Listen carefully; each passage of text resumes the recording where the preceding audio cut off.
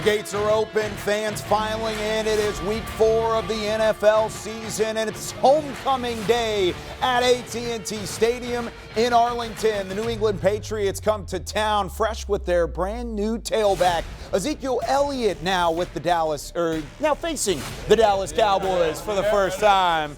Man, it's weird, like it's interesting hearing that sentence going well, but it is week 4. It's the Dallas Cowboys. It's the New England Patriots here on Cowboys Pregame. Live, brought to you by WinStar, World Casino and Resorts. We've got Barry Church, Isaiah Stanback, Nate Newton. I'm Kyle Yeomans. Glad you're with us. Nick Eatman will join us very shortly out at AT&T Stadium. But, gentlemen, like I said, it's interesting seeing Zeke on the opposite side of things. We'll get to plenty of that in a couple moments. But first, it's a bounce-back opportunity for this Dallas Cowboys team, coming in at 2-1 on the season. They've been very good underneath Mike McCarthy in bounce-back games, 9-1 since the beginning of the 2021 season. And look at the numbers on the offensive and defensive sides of the football. And then Dallas has won those games, 6 of those games by at least 10 points along the way. They're looking for another one of those today. Barry, how did they get it done against the Patriots? I think it starts on the defensive side of the football. I mean, that's the strength of your team so far this season. Even though they had a little bit of a mishap last week against Arizona, the strength of your team is the defense. I think they're going to get back on track. As the record shows, Mike McCarthy has done a great job in getting his team prepared after taking a tough loss. This is going to be another tough matchup, kind of a chess matchup between Belichick and Mike McCarthy. Looking forward to it. Should be a great game. I'm taking it straight down to the trenches. Okay. The reason why, because New England Patriots, you go back into their history, all their teams are made up of the big fellas up front, whether offensively, defensively. If you can't control the line of scrimmage, you can't control any aspect of this game. That's going to be the biggest challenge for Dallas today. 44-yard run, 45-yard run, a 69-yard pass. You can't do that and give up 222 yards of rushing. You can't have those big plays, and you cannot have the run game act like the way it did. So you got to take away one of them or both of them, and you will be successful today. After a historic first 2 weeks of the regular season and had Cowboys Nation really flying high, looking great, talking Super Bowl, and then all of a sudden all those expectations come crashing down because of the loss against the Cardinals in week 3, but a chance to rebound, a chance to do it better this week than you did a week ago. And, of course, being at home helps out as well. But one of the knocks against that week 3 loss is that it looked like the Cowboys were thoroughly outcoached by the Arizona Cardinals coaching staff. Well, it doesn't get much easier for the Cowboys today because they go up against Bill Belichick, one of the best coaches of all time. It's the 3rd time that Dak Prescott will face Bill Belichick, specifically their first matchup back in 2019. The Cowboys fall in a sloppy, rainy game up in New England. 13-9 was the final score. He had just 212 yards, did not have a touchdown. He had 1 interception. However, the script flipped in 2021, 35-29 in overtime, a walk-off win for the Cowboys. A pitch and catch from Dak Prescott to CeeDee Lamb ends up in a win, and you look at the numbers there, Dak had a much better day against Bill Belichick and that Patriots team the second time around. Looking to try and do it for the 3rd time this time around. Yeah, without a doubt, we all understand what Bill Belichick does best. He takes away what that offense loves to do. And so far this season, this offense loves to get CeeDee Lamb the football. 19 catches, 273 yards. The man is balling. So I can see Belichick cooking up something to slow down the production of CeeDee Lamb. This is where that chess match comes in. Mike McCarthy's going to have to counterpunch that, whether that means a big day from Tony Pollard, the receivers, Cooks and Gallup, or maybe even the tight ends. One of these secondary options are going to have to step up in order for this offense to be productive. I totally agree with you, Barry, but I also know that Coach Belichick, again, to that point, is going to try to muddy up the waters for Dak Prescott. Yes. He's going to try to make it very complicated. Last week, you saw a little bit of that come back into the fold as Coach Gannon from Arizona was able to disguise some of those coverages, and again, it resulted in an interception of Dak. Also, what is going to take place? Well, guess what? This offense is pretty doggone tricky with Billy O'Brien, okay? So it's not the same offense that you faced from the New England Patriots of recent years. They have more weapons, they have more guys, they have more running backs, and they're going to try to make things difficult for this offensive line, for this defensive line of Dallas. The one thing, if you check the history of Coach Bill Belichick, he can take away a wide receiver, he can take away a running back. He can slow down your best defensive rusher. But one thing that always throws him off, he never seems to be ready for a quarterback that'll go and get that first down and keep the chains moving. If Dak can get a first down here, a first down there, everything will be okay. I'm telling you, He never prepares for that. Yeah, never does, but he does prepare for the Cowboys as a whole. He was 5-0 against the Cowboys with Tom Brady, but 0-1 without Tom Brady. So the Cowboys did get their first win against Bill Belichick and company. It took that stat line from Dak Prescott. How can he recreate some of that against Bill Belichick today? I think it comes down to decision making. I mean, that's what the big thing when it comes down to Dak Prescott. We all understand he has the athletic ability. He has the moxie back there and the control of this offense to do big things. But what he cannot do is compound the issue. When you see your receiver, your number one option, covered up by plenty of defenders, don't go ahead and try to force that ball in there. Use your legs. We've seen a lot of that last week and a couple weeks before that. So to me, he got to use his athleticism a little bit more, and better decision making will come for a better offensive production. You know, you can have better offensive production. What's that? Run the ball. That's true. You got to be able to run the ball. You have to be able to move these big fellas off the line of scrimmage, and I know that's easier said than done. I'm sure my big fella next to me can attest to that. But these guys have to establish something up front. If they don't get a running game going, it's going to be hard sledding against this defense, because then you start getting into all the different schemes that he has defensively, and you have to put the ball in the air. And I don't want to put Dak in a predicament where he has to throw the ball 35-plus times a game.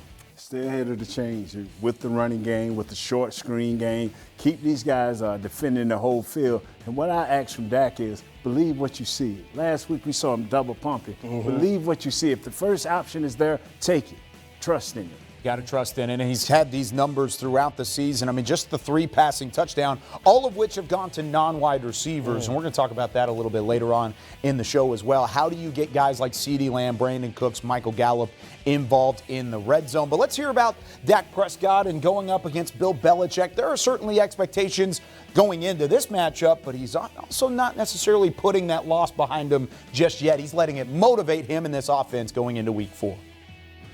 Nobody likes to lose. Nobody likes to lose, especially in a game that you expect to win. Forget the media, whatever. It's not you guys, but you know what I mean. Forget whatever your lines are and whatever y'all say. Nobody wants to lose, but we understand how tough it is in this league, and so even after a loss, you come in and you know what I'm saying. You reset a little bit, humbled a little bit, and it just allows you to focus a little bit more. And I think that's just credit to these guys in this locker room, to these coaches of blocking out the outside noise and understanding that what's really important is just this day right in front of us and preparing there. How pissed off are you about that loss, this team, this locker room? I mean, you've had losses in the past, but I don't know. I was pissed off. I mean, I'm always pissed off. I'm always pissed off after a loss. I don't know if we can rate my different levels of pissed offness. But, yeah, it sucks. It really does. You don't do anything, you know what I'm saying, with the idea of losing or thinking you're going to lose until that last second, you know what I mean? It's not really a reality in your head. And so, we're pissed off. AT&T Stadium getting ready and filing in. Of course, the Cowboys and the Patriots normally slated to fit and play each other once every 4 years, period, and then once every 8 years at home, with the Cowboys in their third matchup with New England over the last 5 seasons. Now let's go back out to AT&T Stadium on the sidelines, where we are joined live by Nick Eatman. Nick, I mean, bounce back is certainly the number one thing on the mind, not only for Cowboys Nation, for the guys in the locker room. Do you sense a different feeling on that sideline throughout this week going into it? It looks like we're having some technical difficulties at the moment. Can you hear me, Nick? I should have just let it go. So there you go. So there's Nick Eatman. We'll try and catch back up with him in a couple moments. A little technical difficulties. It's the regular season. We've still got plenty to learn here. Let's go to Ezekiel Elliott. We've talked about that a little bit early on, and how Ezekiel Elliott certainly making his homecoming and making his return to AT&T Stadium not only brings an emphasis on stopping the run after the Cowboys gave up 222 yards on the ground last week, but it also brings some emotion playing against his former team. I'm very appreciative. I'm very appreciative for the time, I spent in Dallas. I'm very thankful for, Mr. Jones and the Jones family, drafting me and giving me an opportunity. But once again, I'm focused on going and getting the win. I think on the football side of things, Coach Schottenheimer this week was asked about you and also asked about Will Greer, and basically said the quote was, they know where a lot of the bones are buried. In other words, they can help a team, of course. And I'm wondering, is that something that you can do for this team? Can you help this team prepare for Dallas based on some knowledge you might have? I don't know how much of the stuff they run is the same from when I was there. I could help, with personnel and kind of help talk about certain guys and how they play, but I don't know, how much of the same stuff they run from when I was there. How do you expect your emotions are going to be when you go back there? I'm gonna try to keep it even keel. I think just in any moment, in any game, how big or how small, you gotta keep your emotions, here. You gotta stay neutral, and you can't, get too high, get too low. You gotta stay neutral and realize you got one job to do. Is there any motivation to make them regret not re-signing you? I think that's every week.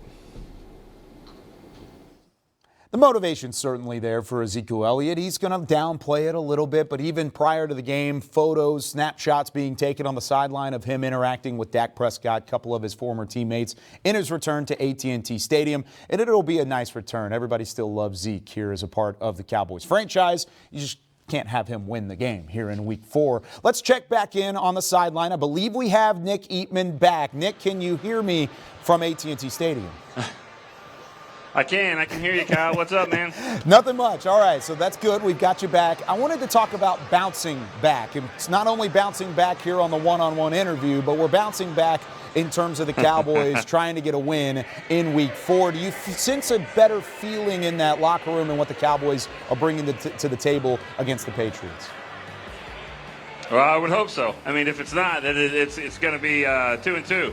If you don't bring the energy for this game like that, I think they got hit in the mouth in this last game against Arizona, and it was a good wake-up call, reality check, whatever you want to say, that any team in this league can beat you, especially if you're not ready for it, especially if you're not as focused as you have to be. So Bill Belichick, best coach of all time, is coming to town. Ezekiel Elliott's ready to run them over. The Patriots, they're desperate too. They need to get back to 2-2. The Cowboys obviously want to avoid that. So, yeah, I would think the focus has got to be much better than it was last week. So the focus might not only be better than last week, but it might be more hyper-focused going into that offensive line. Cowboys were missing 3 starters up front last week. Do you anticipate getting any of those guys back here in Week 4? It certainly looks that way just from the inactives. With Zach Martin and Tyler Biotish both being active for the game. They were able to do a little bit more practice-wise. That's the way it's trending right now, but we'll see. When kickoff goes, we were a little surprised last week with Tyron Smith. So I do think Zach Martin is the guy that has the best chance to play. They're probably going to see about Tyler Biotish. There is a reason why they put Brock Hoffman on the active roster, but I do think that they're going to be a little bit better than they were last week. And also, with Chuma Edoga at left tackle, he practiced all week at that spot. Mm-hmm. So I do think one way or another they're going to be better going into this game just because they practice more as a unit.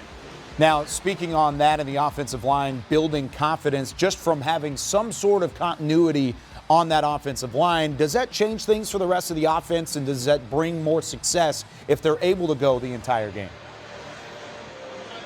I would think so. I mean, Nate's right there next to you. He would know better than anybody from a continuity standpoint, though, about when one guy goes down. Obviously, it's the next man up and all that, but when you can get your core linemen together all thinking as one, that's certainly better than the alternative. So if that can happen, I think it could be a good week for the Cowboys. But this test is going to be much tougher than it was against New England because, New England than it was against Arizona just because New England likes to move their fronts 3-4, 4-3 in the middle of a game. So they're going to be on their P's and Q's a little bit more this week. We just heard from Ezekiel Elliott earlier in the week. How do you anticipate New England using the tailback in his return to AT&T? I think he's going to run it harder than he's ever run, and that's scary because that's been his MO. He's a guy that's going to get the ball and run right up the middle and lower his head and try to run you over and doesn't care about you or your family. That's the way he's run. He's gonna run even harder in this game. Now, this is the type of back that doesn't always hurt the Cowboys as much, but still, it's hard to judge someone with what's inside of them. I think Bill Belichick's going to try to get him, the ball, going to try to get him maybe that touchdown or whatever. Yeah. But they're going to have to kind of withstand the storm there with Zeke. It is a homecoming that both Cowboys fans and New England fans are going to be watching. Ezekiel Elliott versus his former team. Nick Eatman joining us here from AT&T Stadium on the sideline. We'll hear from Nick later on in the show. Thanks so much, Nick. As we return here to the Star in Frisco, we've got Barry Church, Isaiah Stanback, ready to break down this Cowboys and Patriots matchup. One last thing on Ezekiel Elliott, because it does bring some emotion to the table. Is it more of a challenge for the Cowboys side of things, facing their former teammate, or is it more of a challenge for Ezekiel Elliott facing his former team? I'm going to go with more of a challenge for Zeke facing the Dallas Cowboys. Now, I was nowhere near the player that Ezekiel Elliott is, but when I came back to play Dallas, it was extremely awkward because you think about it. You're going against your teammates you played with for 7+ years. You're in the stadium that you called home for 7+ years, but this time you're on the opposite side of the field. You're in that visitor's locker room, and that tunnel that you come through, the fans are all cheering for you. Yeah, let's go, Zeke. They're praying for your downfall on this one. So to me, it's a little bit more awkward on Zeke's side of the ball, but believe he's a professional, and they're going to get the best version of Ezekiel Elliott this afternoon. So they better buckle their chin straps up and get ready. Yeah, they better buckle up because I'm going to flip it to the other side. I think it's going to be more challenging for this team to face their old teammate, Mr. Ezekiel Elliott, okay? I like to call him Freaky Zeke because he is an absolute beast when he has a ball in his hand. But the reason why it's more difficult for them is simply because of the fact they have to, legitimately hit him. All right, imagine, legitimately trying to hit your brother. You're hoping that he doesn't get hurt, but you have to go out there and you have to do your job. It is your assignment to go out there and make sure that he gets to the ground by any means necessary. We all understand that this is a violent game, and you have somehow, some way, you have to be able to cut that friendship aspect of things when the game starts and go out there and do your assignment. I think it's going to be interesting to see the first time that the Cowboys really do lay a significant hand on Ezekiel Elliott. Who is the first one to make a tackle? Who's the first one to decleat Zeke? I mean, it's going to happen. This Dallas. Do they help him up? Yeah. Is there some sort of brotherhood there? I mean, whatever it ends up being, it's must-watch television, and it'll be fun to watch. Now, it isn't just Zeke in that backfield. They have some guys that can tote the rock, starting with Ramondre Stevenson, who's also in that Patriots backfield. Here's the split statistics. Keep an eye on that yards per carry. The yards per attempt have been more efficient with Ezekiel Elliott, but Ramondre Stevenson on the opposite side, he hasn't been as efficient, but he's seen more carries. Isaiah, when you look at this combination in the backfield, how are they going to challenge this Dallas defense? You know what? I think this is actually the matchup that the Dallas Cowboys should be relatively successful against in terms of the personnel in the backfield. The challenge for Dallas is going to be on their offensive line and whether or not they can actually get some penetration on these guys and move them off the ball. Coach Belichick does not mind playing bully ball. He will hand the ball off 472 times in a game if you allow him to. And that's going to be, he's that stubborn. So if you allow any kind of movement backwards and your assault on trying to get on this offense, then you're going to be in for a very long day because these two backs are bullheaded enough and the coach is bullheaded enough to keep running that thing. Yeah, I'm with you on that, Isaiah. I don't think it'll be as tough as last week because they don't have to deal with that RPO look or that athletic quarterback that can turn the corner and pretty much open up the run game. But this will be an extremely physical matchup. You're talking about two backs that are bowling ball style running backs out there that can wear a defense down. So to me, the Dallas Cowboys, they've got to make sure that they can make this team one-dimensional. It starts with the run. You have to earn the right to rush, so you got to stop the running backs back there. Let's hope that Dallas Cowboys has a better display than they did last week. And for the most part, this is a New England team that likes to run the football. That's certainly the case, as Isaiah just pointed out. But this year, they've been playing from behind quite a bit. Week 1 against Philadelphia, they played from behind. Week 2 against Miami, same deal. Even against the Jets, it was a battle back and forth, so it was more of a balanced attack. I mean, when you look at their passing game led by Mac Jones, he's normally known as a game manager, but he's actually top 5 in the NFL in terms of passing attempts this season. Here are his 2023 numbers. Barry, as a defender, where do you want to exploit Mac Jones as he continues to work into a role with the New England Patriots? Well, look, I mean, Mac Jones, he might not be the most athletic quarterback out there, but he's accurate. As you saw up there, completing 65% of his passes out there. But to me, where it all starts is you got to make this team one-dimensional, so you got to stop the run and force the Patriots to rely on Mac Jones's arm to be productive out there. And even though he's accurate, he's a statue in the backfield. So that kind of plays the part of a Dallas Cowboys. They should be able to get after him, start the rush, and force him to go ahead and turn the football over. But it all starts with the running game. They're going to have to stop that in order to get to Mac Jones. You're correct. I believe that, and matter of fact, I don't even believe, I know. I was in the room as a quarterback in New England with Billy O'Brien, who happens to be the offensive coordinator. He was my quarterback coach and my offensive coordinator. This dude is an absolute goon, okay? When it comes to he will exploit your weakness, and much like we keep hearing hearing about Coach Belichick, he is the bully. He is the schoolyard bully that will keep putting you into the ground no matter what it is. So whether it is that you can't stop the run or whether you can't stop the pass, or there's somebody specifically on the defensive backside that he plans on going in and trying to attack. They have multiple schemes. These guys have multiple routes. Every time they step to the line of scrimmage, this isn't just, okay, you're running a slant. It's like, if you're running a slant, you're running a slant versus this coverage. If they play this coverage, then you run this. He always gives these guys the route tree that they need and the flexibility to be in the right spot at the right time for their success. Would you call Micah Parsons a bully as well? Absolutely. Mm-hmm. So what happens when a bully meets a bully? Somebody get knocked out. Oh, see, there somebody you go. I don't know which one, but somebody get Barry's knocked on out. top of it. Come on now. I mean, he knows what it's like whenever bullies go up against bullies, and that's what Micah Parsons is going to have to do. Isaiah, you just mentioned it. Bill O'Brien is going to try and take away a guy like Micah Parsons, make him think, make him make decisions coming off of the rush. But instead of that, how does Micah have success in this matchup with that same sort of scheme and the different looks he'll see? Micah Parsons is going to have his head on a swivel because they are going to chip the crap out of him. I remember, like I said, my time in New England, when I was underneath Billy O'Brien, when we would play against Indianapolis Colts, they had Dwight Freeney. And my job was literally to go out there and ensure that Dwight Freeney never had a free release off the line of scrimmage. That's going to be much like the case for Micah Parsons. So he's going to have one of those frustrating games where he's either going through a tight end, he's going through a running back. Somebody's always going to be trying to blow his shoulder off of his arm and to ensure that he doesn't have a free release to the quarterback. Yeah, without a doubt. I mean, all the attention going to Micah Parsons, you understand you're going to get double teams, you're going to get chipped and all that other stuff. But Parsons is going to have to find a way to impact the game. If it's not sacking the quarterback, get your hands up, bat a ball down, make this, down a distance longer on third down. He's that type of player that where if it's not TFLs, if it's not sacks, he can make a difference somewhere, somehow. And I think batting the ball down will be one of those instances. The pressures have been there for Micah Parsons, but so have the sacks. I mean, he's had a sack in each of the first 3 games. If he has another one today, he'll join just DeMarcus Ware and DeMarcus Lawrence, the 2 DeMarcuses, as the only Cowboys players to have a sack in the team's first 4 games of a season. He would, of course, be at 5 if that's the case. Let's hear from Micah about the pressure being put on him and some of the challenges that fold here in Week 4. Yeah, it's super frustrating, especially when you look at the tape. When you strive for perfection and you striving and you pushing for it, and you say you want to be this, have this identity, and you say you want to do these things, anyone can say it, but you got to go out there and do it. So when you don't do it and you don't play up to the standard, so it's not like who you want to be. You got to look yourself in the mirror and say, I got to be better in this phase. I got to do this in this phase. And you got to go out there and change.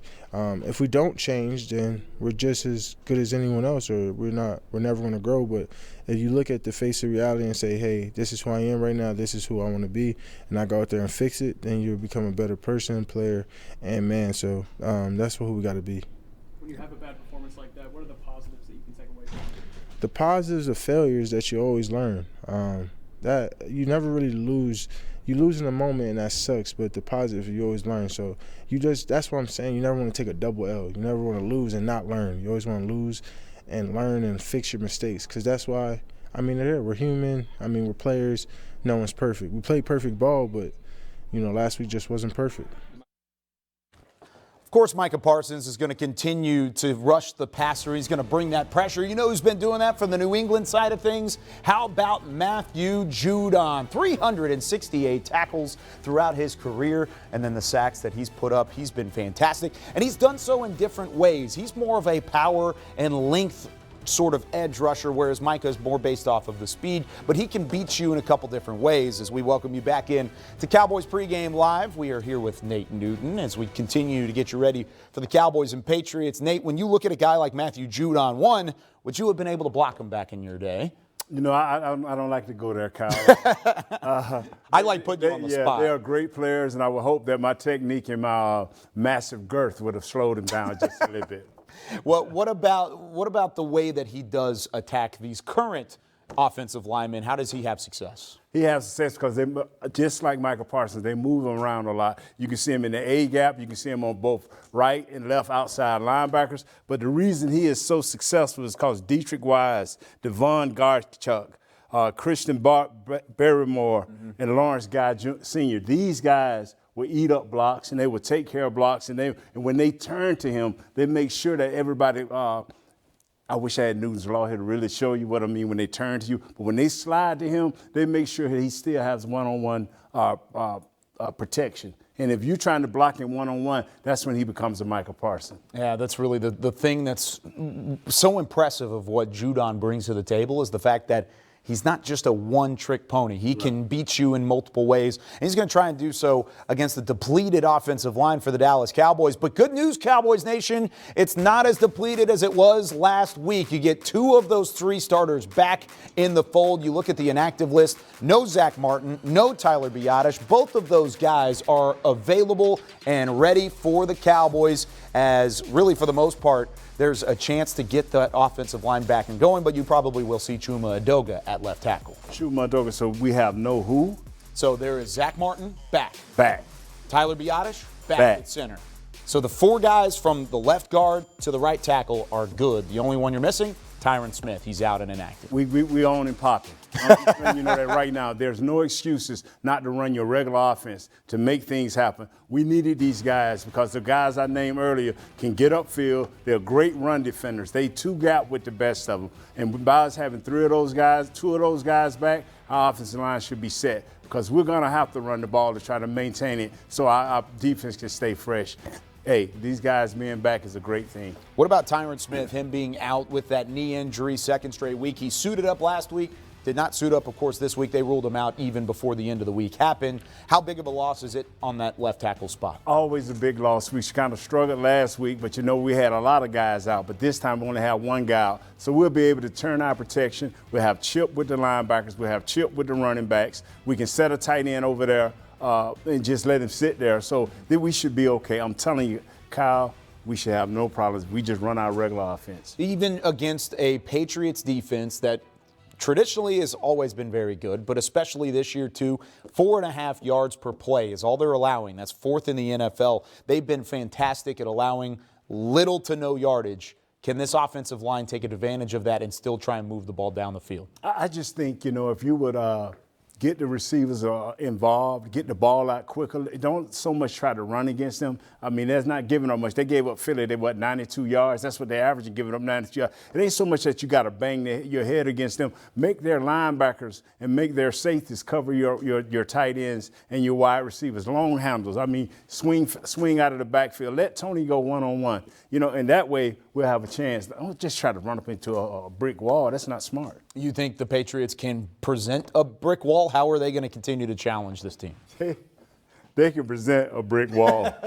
and like I say, the guys that are earlier, Devon, Barrymore, Dietrich, these guys, they would sit down. They would grab your guard and your center, and they would just stick to them. Whether they go right, whether they go left, whether they try to push, they would drop and sit down. They're not going to let you do that. The guys that have single-digit numbers, Brantley, Judon, all the guys that with single-digit numbers, those are the guys they want to make tackles. Mm-hmm. The guys with double-digit numbers, those are big down linemen. They don't care. They just eat up blocks. And like I said earlier, if you're trying to run into that brick wall and you don't have success, then they're going to turn Judon loose on you. Yeah. You got to have success. And I think you should throw the ball coming out of the backfield a little bit more. Okay. Screen passes. Yeah, screen plays, get it in the flats, find those guys open with space. There are going to be ways to get this offense rolling, even with as good of a front seven as what the Patriots bring to the table. With that being said, though, the big plays have not been there for the Dallas Cowboys. Can they get the big play? Can they move the ball down the field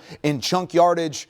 I don't know. We haven't seen it yet. But you know who does know? Who is that? The Science Lab. Patrick No C. Walker breaks things down. He takes a look inside the numbers and the science of how the Cowboys can have success today. Welcome back, ladies and gentlemen. This is Patrick No C. Walker, and you are in the Science Lab, where each week we will pull 1 or 2 items out of our lab coat to see how the Cowboys can improve going forward or what they've been doing well. In this week's segment of Lab Coat on Cowboys Break, I broke down 2 numbers that you need to focus on going into Week 4 against the New England Patriots. The 2 numbers, 40 and 5, ladies and gentlemen, 40 and 5. 40 is very bad. In 2019, the Cowboys were nearly 40% more explosive than they are through the first 3 weeks in 2023. That's kind of a disturbing trend. That shows that between those 2 seasons, Cowboys are in fact less explosive on big plays. 2021, they're only 5% more explosive than they are in 2023 through the first 3 weeks with Dak in this personnel set. That's actually not that bad, because that goes back to what you were saying about next gen perception versus what the numbers bear out. But then that caused me to dig a little bit deeper into 2021 to say, okay, well, considering it's the same coaching staff in 21 as 23 with Mike McCarthy, how would Mike McCarthy fare after that first 3 weeks of trying to figure out some things on the offense? Well, 25% jump in explosiveness from week 1 through week 3 versus week 4 through week 7.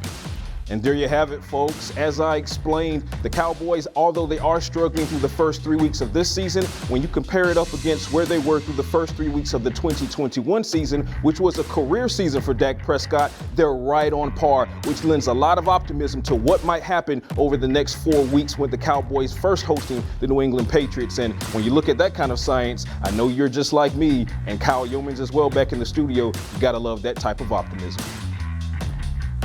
Of course, Patrick, of course, big plays are always welcome. They're always welcome on an offensive side of things. Dak Prescott and this offense have shown in the past that they can be predicated off the big plays, those gains down the field. Isaiah, you're a big fan of that, right? I am a big fan of that, Kyle. But you're not going to see that a whole lot this year, I right? haven't seen much of that so far, not yet. No, not on this West Coast offense. This is an offense that really works and lives, thrives off of moving the chains, working the ball down the field. And that's what they've done this year. They've had the first down. They've had the long, methodical drives. But you're not necessarily going to see those over-the-top type of plays. Is that okay for this offense moving forward? It's okay from one standpoint, Kyle, but you want to see the big plays. The reason why you want to keep this defense off your back. You want these guys to back up and have to respect your plays down the field, because when they do so, now all of a sudden your short game picks up. Now all of a sudden your running game picks up. But this style of offense, even though successful, you have to find a way to put this thing in the end zone. 75, 80 plays a game is awesome, as long as you're scoring touchdowns. Yeah, you got to find a way to cap off the drives, because it's not an exciting brand of football, but certainly it's something that can work to your success, right? Absolutely you can. I mean, you can definitely work to your success if you can get your playmakers the ball. But it's all about that yak yardage, Kyle. Yards after catch. If you can find a way to get your yards after catch going, then you're in good shape. But you have to have some space in order to do that. And then when you're playing a short game all the time, everybody's going to play on top of you. So we just heard from Patrick Walker in Science Lab. Let's go back to school a little bit. So we not only are in the lab, well, we're going back to the classroom as well. Hope you have your notebooks out, because Isaiah Stanback's about to teach you a couple things. We're going to talk about one of those guys that could be a vertical threat, Brandon Cooks. He hasn't been that vertical threat. Just 4 receptions, 39 yards on 11 targets. It hasn't really looked great for Brandon Cooks. Has some of Cowboys Nation maybe worried that he's a bust in 2023. Do you think that's the case, and is there a way to fix it? I don't think that's the case, Kyle, but I do think there is a better way to utilize him. Okay. And to date, they just have not utilized him, taking advantage of the opportunities that have been present. He has, 6,000-yard seasons coming into this year, right? He's off to a slow start. He can still hit it, but you can't do it throwing short game. So let's go take a peek at how the Cowboys have been utilizing him and see exactly what they need to change in order to ensure that he can proceed making those big plays like he has in recent years. So here he is right here in the slot. They do a good job of moving him around, right? But on this particular play, they are facing what? Cover 2, okay? So there's going to be cover 2 on the back end. Bow, bow, bow. You have your corner here. You have your corners down here. Safeties are sitting over the top. Perfect. All right, middle of the field should be open. Let's see what happens at the snap of the ball. Boom, next play. So now he's getting into his route. As he gets into his route, he is running what we call a slant route. Okay, run 5 yards and cross the face of the defensive back. All right, let's see what happens at the end result. Boom, he catches the ball. Here he is right here. Does a good job, catches the ball. But then again, we talk about what, Kyle? Yak yardage, yards after catch. Well, as you can see right here, as soon as he catches that 5-yard route, he's getting blown up. Successful catch, move the chains down the field, but no big play. Yeah, you're putting him in a situation where he's able to have the possession. The possession will work. I mean, catches are good, right? But he only has 4 of those. How can you get some of that separation and build some of that moving forward? Well, let's put him on the outside, Kyle. You just saw him right there in the slot. So now let's go ahead and bump him down here. Okay, so now we put him one-on-one down here on the outside. It sounds like a good job. Sounds like a great opportunity. I like the matchup all day long. But what happens here when teams recognize that you're going to put him on the outside? Well, they start doing what again? Again, let's go cover 2. Okay, you see the 2 high safety, right? You're going to see this safety. They're running a 3 high. He's going to drop down into that middle linebacker spot. All right, let's see what happens. Boom, push the play. All right, he's getting into his route. What happens the majority of your routes in the route tree when you roll a coverage? Well, if I had a comeback, I can't run a comeback into cover 2. Clear that. Oh, what if I had an in route? I can't run an in route versus cover 2 either. What about a curl? I can't run a curl. So what ends up happening to majority of your routes? A majority of your routes turn into a conversion, what we call a conversion route, which pretty much turns into a clear out route. Defenses know that, and because defenses know that, well, now all of a sudden, he's subject to do what? Just clear out. He's no longer a part of the route concept. He's now running decoy so that his other players, such as Ferguson, can sit up here in these zones between the defensive backs and the linebackers and eat all day. So, successful play for the Cowboys, but then again, your man right here, B. Cooks, is no longer involved because they know once he's on the outside, roll coverage to him, everything that he wants to run will convert. So you're talking about rolling coverage in this play specifically. If we could go back to that previous play, I want to talk about that a little bit real quick. Okay. You mentioned that. What does that term mean, and how does that just completely vacate him from a quarterback standpoint, because you can't really throw him the ball? Absolutely. So when this cornerback, okay, we talk about rolling coverage. Roll coverage is cover 2.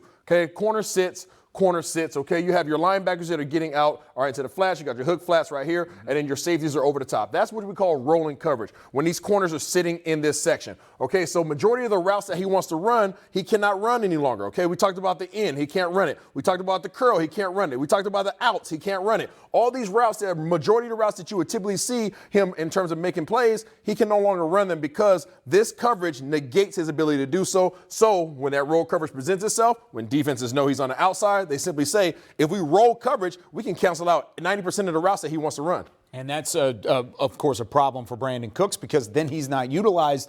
But even whenever he does get that separation, he hasn't been throwing the ball. So what's been happening there? Oh, so what? Let's get rid of 5-yard routes, huh? Let's get rid of him getting roll coverage. We get him first. Take that out of the element, okay? We got single high. We know we're going to get single high. Let's put him on the outside. ISO. No more 5-yard routes. We have one of the most explosive receivers in the game. Let's push him down the field. All right, sounds like a great idea. So we're going to run B. Cooks on what we call a comeback. We're going to run about 17 yards and then boop, break it back down the line, okay? You guys see back here in the backfield, we have play action going, okay? Dak's going to come out and boot out. All right, good. Play action, that's what Dak does well. B. Cooks runs down the field. Those are 2 positives. Let's see what happens.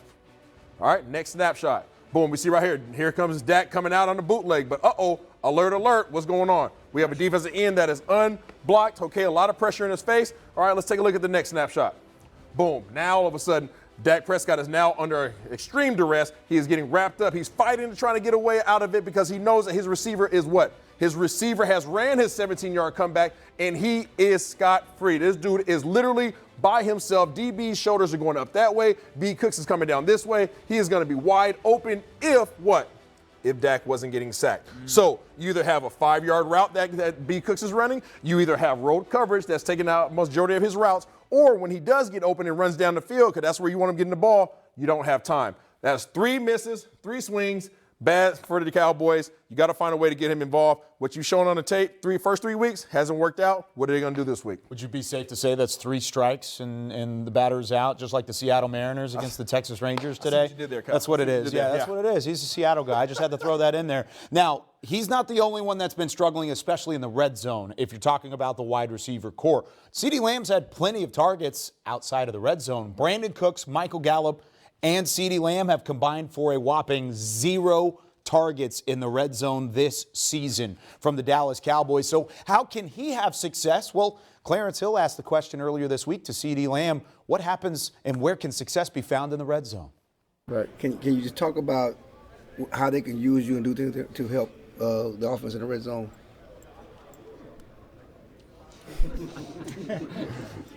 What's up with this man? What is that? Is red zone not been a focus this week? I mean, yes, it's definitely. Yeah, we got to score. We have to score. It's no secret. We've been like 3-11 in the last 2 games, if I'm not mistaken. So let me touch the rock. We're gonna get in the end zone. Thank you. Red zone issues aside, overall, how would you assess the offense? I mean, you can't necessarily put that to the side because I mean, at the end of each drive you want to score, but we have no problem getting into the red zone, right? So moving the ball has been real good for us.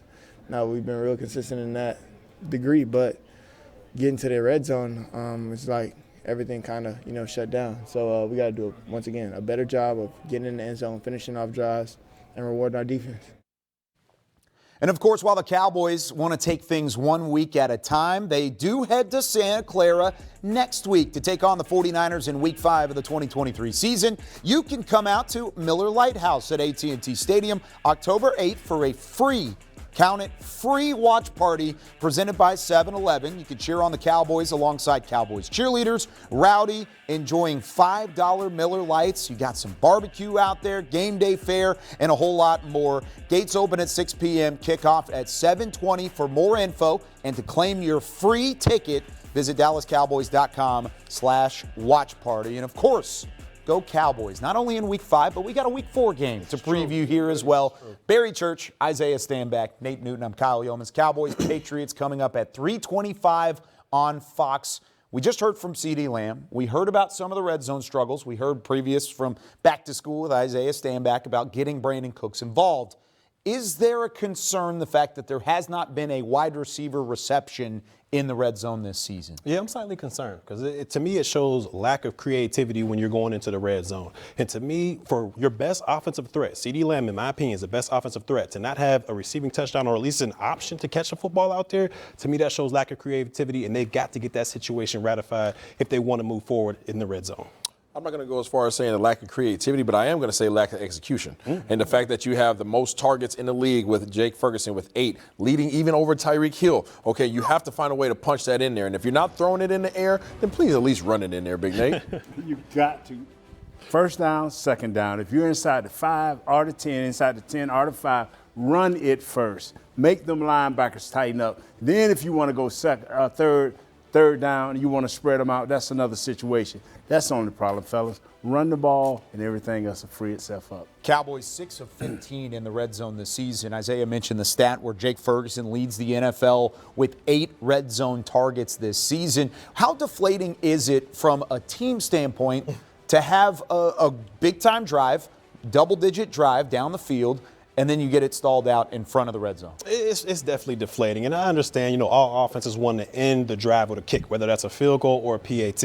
But when you're going against these upper echelon teams, I'm talking about the Philadelphias, the San Franciscos of the world. I mean, it hurt you against the Cardinals. It did hurt you against the Cardinals as well. You can't end every drive with a field goal. You got to put some type of points on the board, put some type of pressure on that opposing team. And the Cowboys so far this season haven't been able to do that. I feel the frustration. You just feel it off of me. The defensive players can't stand when offensive players don't score touchdowns. And from the offensive perspective, we hate it too. We work all week long to work on getting the ball in the red zone. And then we have 2 days where we work on just red zone plays. So to not punching in the end zone is absolutely a slap in your own face. Make a way, make it happen. Let's go, Captain. 2 tight ends, a fullback, a tailback. It's called low left and low right. Your problems are over. Your problems are over. I'm telling you, that's how we went to the Super Bowl. Low left, low right. And then we took it to the middle of the field, baby. Yeah, you do what you got to do. See, but you also had a bell cow back in the backfield that was named Ezekiel, or excuse me, not Ezekiel. Not Ezekiel Elliott. He was just on the camera. Sorry, guys. Emmitt Smith was that guy's name. Right. He was a bell cow back. Tony Pollard's shown he can take those types of carries too. How much does he play a role in getting things going offensively? That's how it should start. Everything should come down with him, and then you give him a little bit of Rico Dotto because he's an angry running back. You give him a little bit of that, and you just go with it. I'm telling you, just go with it. Sometimes you have to knock your head against the wall. I know I talked earlier about knock your head against the wall too much, but every now and then when you get in the red zone to give your receivers a chance, you got to run it up in there. And you talk about being persistent, Nate, and that's exactly what you're talking to. They have gotten the ball to Tony Pollard. Tony Pollard has the most touches out of anybody in the league with 74. So they're getting him the rock in his hand. They're just not getting it across that thick white line. And I want to ask y'all a question. Does that have to deal with Tony Pollard's ability to cross the line, or is that more of an offensive line problem where they can't move bodies when you get down to the goal line? Tony is nifty enough, and he's seen that guy that Kyle can't forget.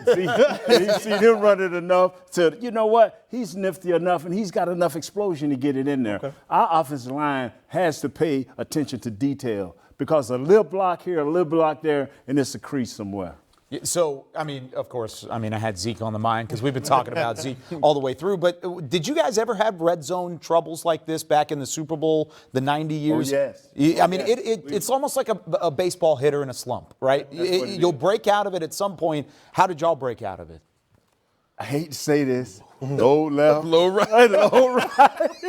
I hate to say it, but that's what we did. Yeah. We ran. When we got inside, Jimmy would come up to us, man, face red, hair not moving, and just get it in there. I don't give up. How you get it? Get it in there. Yeah. Well, Coach, what we gonna do? Load left, load right, and then we'll play action pass off of that. Yeah. Then, quick slant to Mike, fade out to Alvin Hopper, a Y option to our tight end. So we had options off of that, but you knew you had to bring everybody up tight. Mm-hmm. Right now, everybody just playing loose, and they can play your play then.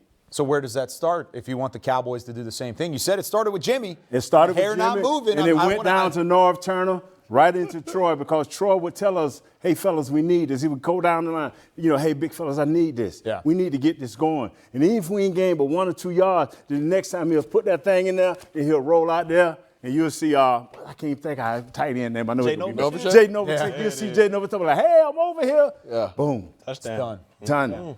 I want to know what hair products Jimmy used. I don't know, man, but it never moved. I watched him earlier. I watched him earlier, and it still ain't moved. Barry says, I'm out of this conversation. I can't bring anything to this. Let's go back out to AT&T Stadium and hear from Nick Eatman, who's now joined by Cowboys COO Stephen Jones.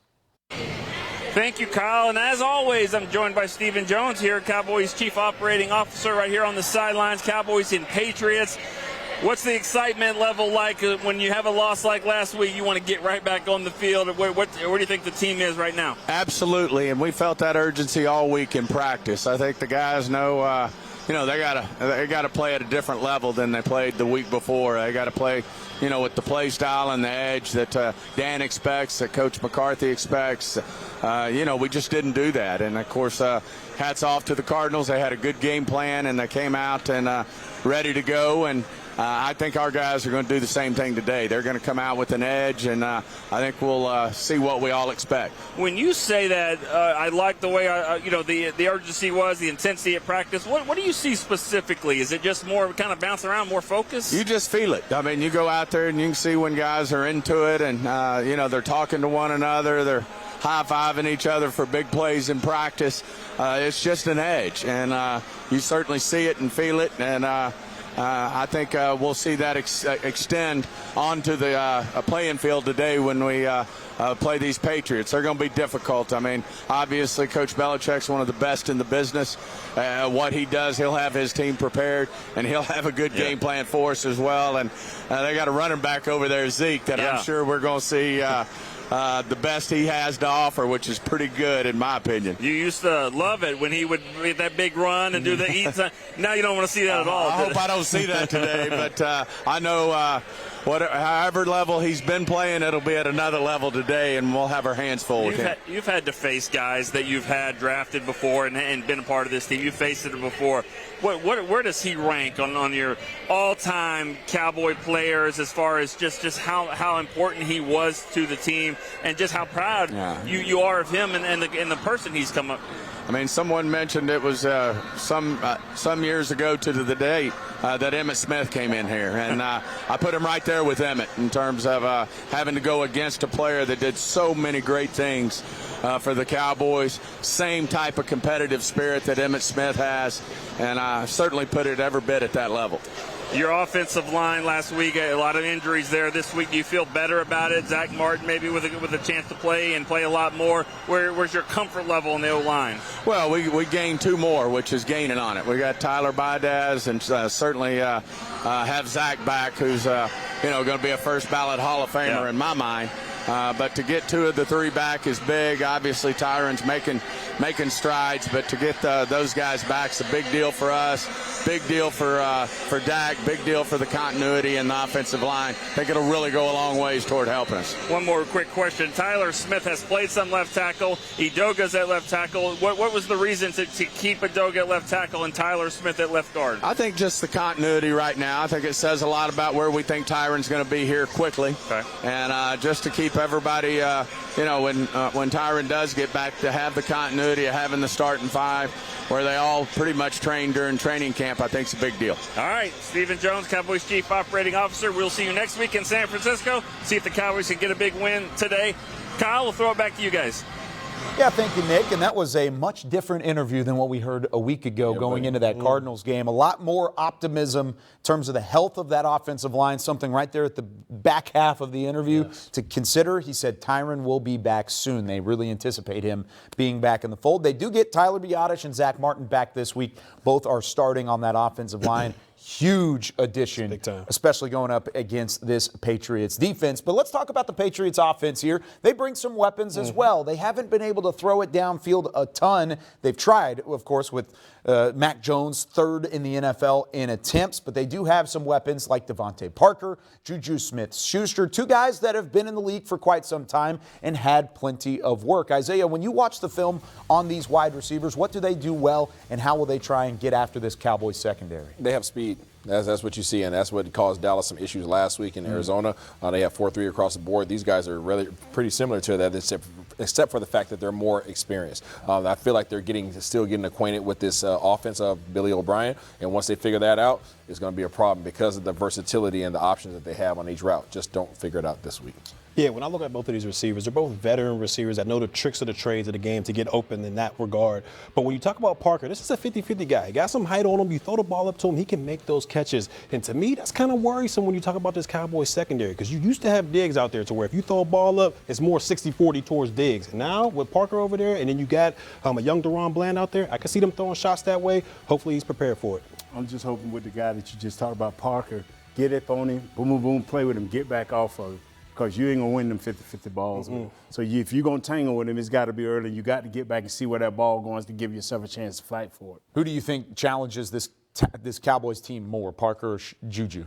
I'm going to go Parker. I'm going to go Parker. Because not only is he a 50-50 guy, but he's a kind of a reception guy as well, or possession guy when you talk about it. He can get in and out of his routes pretty crispy, and we all understand that Mac Jones is an accurate passer out there. If you give him time, he can pick apart your secondary. So to answer your question, Kyle, I'm going with Parker on this one. I'm going to go with Juju. I think Juju's been a sleeping giant over the past few years, ever since he left Pittsburgh, and I think that he's really quietly trying to find his way back into the fold, and I think this might be a great opportunity for him.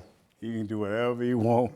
This dude don't understand the playbook yet. Yeah. You showed us that big old multi-million-dollar playbook they got. You don't understand the playbook. I'm going with Parker. Hey, that's right, yes, sir. Yes, sir. You got to have a degree from Washington, like Isaiah Stanback, to understand that sort of playbook and that deep of a book to learn. I mean, these tight ends understand it. Yes, they got some smart tight ends, and they've used that to their advantage. Hunter Henry, they go out and they make an addition with Mike Gesicki. When he was with Miami, of course, he had plenty of big numbers, but it's really been Henry as the featured tight end here. I mean, Barry, how tough was it to face a 1-2 punch like this out of that position? Yeah, it's tough. It's tough because you talk about a guy, Hunter Henry, who knows all of what the Patriots want to do as far as throwing the football. He's the guy during the field from 20 to 20. He's going to make all the receptions. But when you get to the red zone, Gesicki, he makes me nervous. He makes me nervous. This is a tall 6'5" guy, great catch radius out there. They just going to throw the ball up to him. We'll see what this Cowboys secondary can do. But both of those tight ends, they're dangerous. They are. It's a 1-2 punch, right? And Hunter Henry's their main guy. He's the guy they want to get the ball to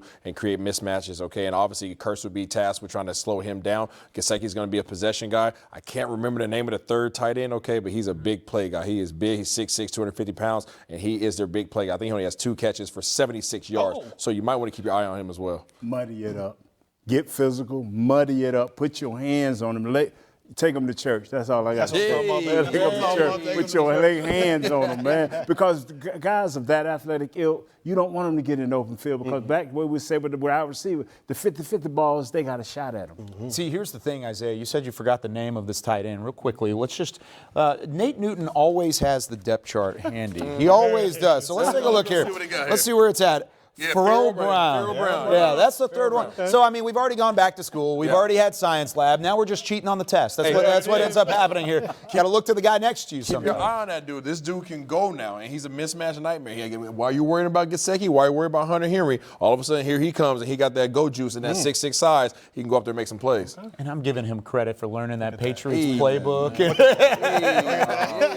And here he is. Can't even remember Farrell Brown. There you go. All right, let's give keys to the game. How do the Cowboys come out of this 3-1 rather than 2-2 going to San Francisco next week? You got to win a takeover battle. I mean, we all understand that stat. Whoever wins it usually wins the game. I think it's like 85 or 90% of the time. So to me, Cowboys, force 2 turnovers. Don't give it up. You got a W. I'm going to go straight to the fact you have to win the trenches. If you lose this ball game in the trenches, and when you say lose this ball game in the trenches, I mean you can't give up over 120 yards rushing, right? And you have to have over 120 yards rushing. You can't let Dak get sacked, okay? And you can't let this game turn into a bloodbath. You have to figure it out. If you figure that out, you win the game. How you gonna tap my phone line, bro? I'll tell you what. That's my. When the hotline blink. Hey, since he going that route right there, hey, you can give up 150 yards rushing, but you cannot give up plays of 45, 44 yards and 69 in a game because that's big plays that give them the momentum. This guy the quarterback is struggling. Matt Jones is struggling. Keep him struggling. And, and stop the run game if you can, but make sure you can run the ball on the other side. So my key is something that I know all three of you guys know because all three of you have played against Bill Belichick. What does he do best against an opponent? Takes away exactly what they do best. I want the Dallas Cowboys to take away what the Patriots do best, and that's that front seven, getting after it. And it kind of goes back to what you were talking about in terms of the trenches. I want you to shore up, protect for Dak Prescott, let him push this thing down the field, and let Brandon Cooks eat over the top, CeeDee Lamb over the top, maybe even Michael Gallup there as well. I want you to take exactly what the Patriots do best and completely wipe that away, the reverse of what Bill Belichick's trying to do to you today. That's my key. Go ahead and get it done. There's a couple things there that you can certainly take advantage of. This defense, it's good, but it's got some weak spots, and I think the Cowboys offense will have a big day against the Patriots. 3:25 kickoff on Fox. It should be a good one. Kevin Burkhardt, Greg Olsen, Aaron Andrews on the call. We'll be back with post-game coverage with the first word right after the final whistle at AT&T Stadium. Cowboys, Patriots on Cowboys Pregame Live. For everybody on our Dallas Cowboys crew, for Barry Church, Nate Newton, Nick Eatman at the stadium, Isaiah Stanback, I'm Kyle Yeoman saying so long from the Star in Frisco. We'll see you after the game.